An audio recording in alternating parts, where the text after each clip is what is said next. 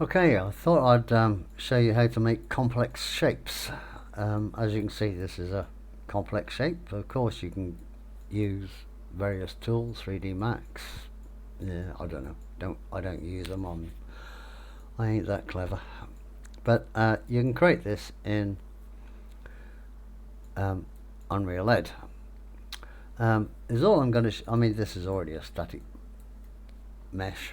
Somebody's already created it for me, but for instance, if I wanted to create it, I don't know, then I could do it in UnrealEd. It's probably better to do it in 3D Max or any one of the others. Anyway, let's just show you Vertex editing. So, for instance, say I wanted to make a blocking volume over this for some reason, because I've made it in 3D Max, but I've given it no collision, and any time anybody tries to walk up it, they fall straight through it. So let's shove a blocking volume around it. Your usual go-to is the shape editor, so Q Builder. So here we are, and we're over here. Right, okay, well, it's there are no tools here that I can make this kind of complex shape at all. So I need the other tool, which is in 2D Shape Editor. Now in 2D Shape Editor, you can see it by default it comes up with a square. I already know this is 256 by 256. If I do an extrude 256, then you can see I'll still stay with a square, obviously. So how am I going to make that bigger? Right, okay, well, let's find out how big it is instead of guessing. So hopefully you can see my cursor. If I hold down my shift key and press down my middle mouse button, there is a rule and I can measure it. So it says it's about 650. You probably can't see that. So if I extrude to 650, and woohoo, it comes to 650.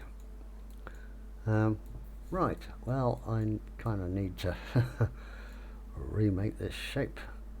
So on this, if I don't know if I do that, is that about, and extrude it again, you can already see that it kind of comes to the shape. I don't know about the bottom bit, so let's just take that off. And you can see it kind of goes flat there, so let's bring this back and make it go a bit flatter, maybe. And this one is, I don't know, let's say there. Extrude it again. Yeah, it's the start of the shape, isn't it? If I right hand click on this and do split side, I can go and do the next section. Let's say go up to there, and if I split it again, I can do the bottom part as we're going up, and just to see where we are, well, I can tell the bottom bit needs to come out a bit, but we're on the right path, so that can come down. Split it again, and let's carry on going up a bit. Come on, drag, and then split side to follow.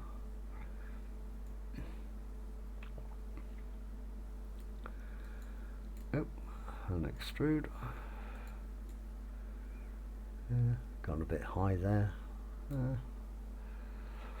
In actual fact, it kind of needs a bit of in between the two, so if I make the whole thing bigger, not smaller, bigger, and I come down half on that one and half on that one, go back to original size and extrude again. Yeah, that's better. So split side again, carry on with my the upward trend.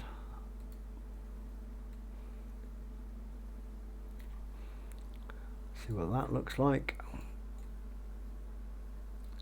I've gone too high again. Don't mind that too high bit. Yeah, maybe they both need to come down just the one. When you do the multiply, the scale up, you're making all these squares, instead of 8 units, 8 UT units, they become 4 UT units. So you get more control.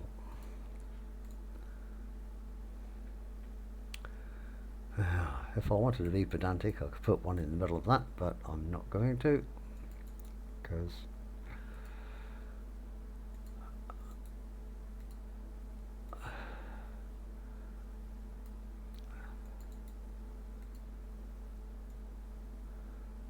let's just carry on a bit and see how far out we are.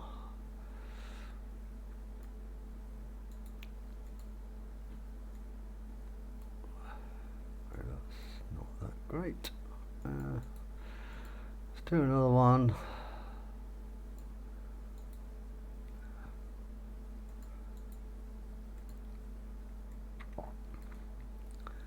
And just see where we went wrong.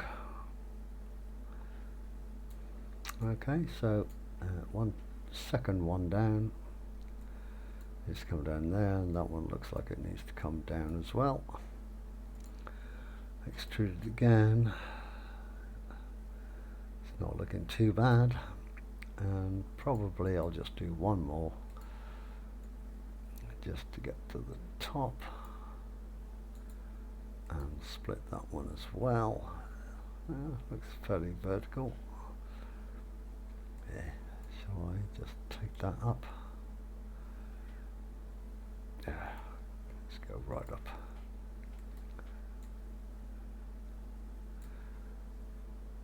Probably need to split that one again. Let's take that one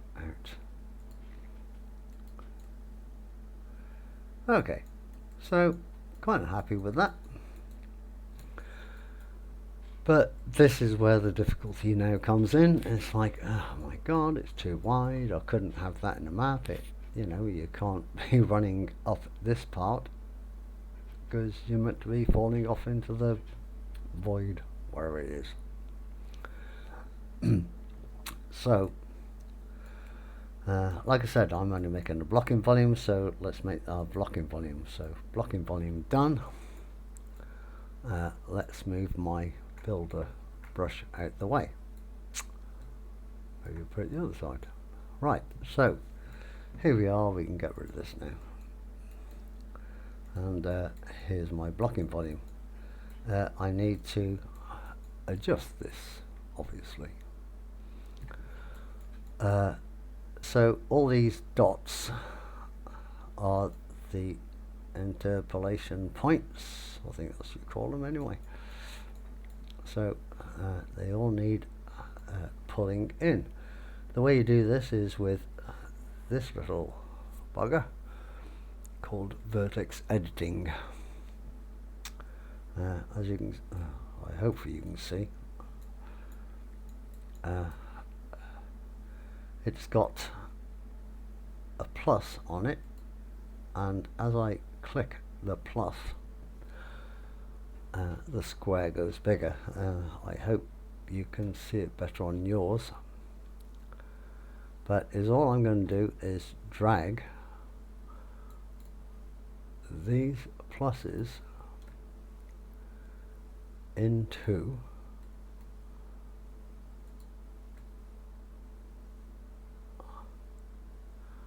the edges. Come back. Let's go to this side.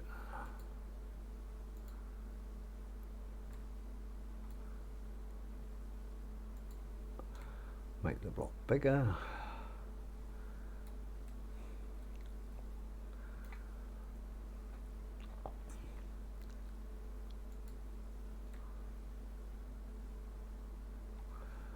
I always try and keep them straight. Otherwise you get in a mess because you don't know where the bleeding dots are. You don't know which dot belongs to the bottom and which dot belongs to the top. So it can get a bit annoying, or confusing, should I say.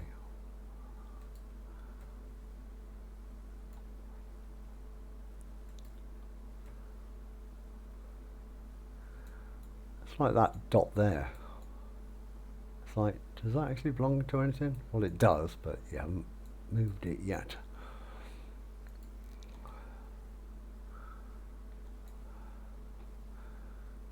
Like that one.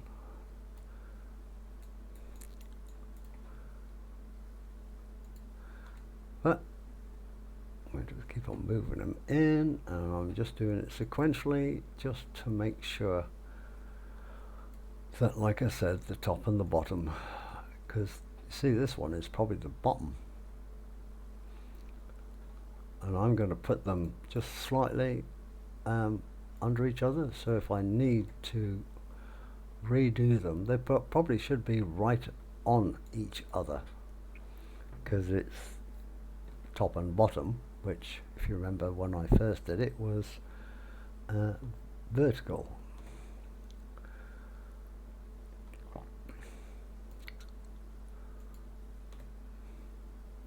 To do this every time, I'm just using my shift key when I'm actually moving. See, that's already messed up.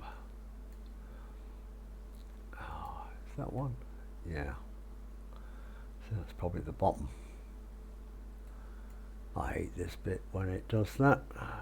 It's probably because it's the vertical, the one that's underneath, that you can't really see from here, because we're only dealing with 2D. But as long as you're careful and just try and keep all these lines straight to each other, you shouldn't go wrong.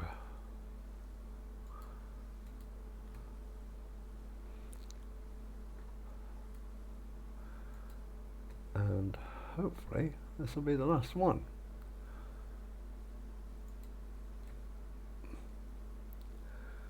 There you go. Oh no, bugger, missed one. It's going to be above, I reckon. There you go. So now, as you can see, well, I haven't quite got it, but I can click on that one, you see.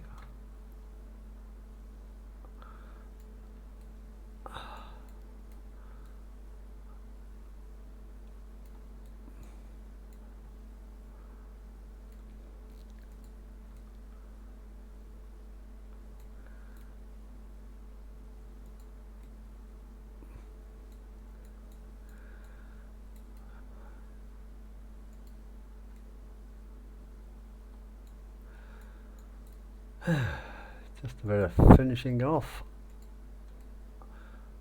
doing it in the real plane view.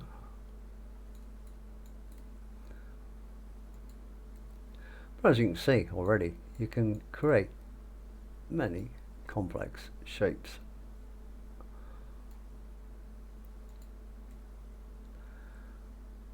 And I'm not doing this accurately or anything, it's just to give you the idea.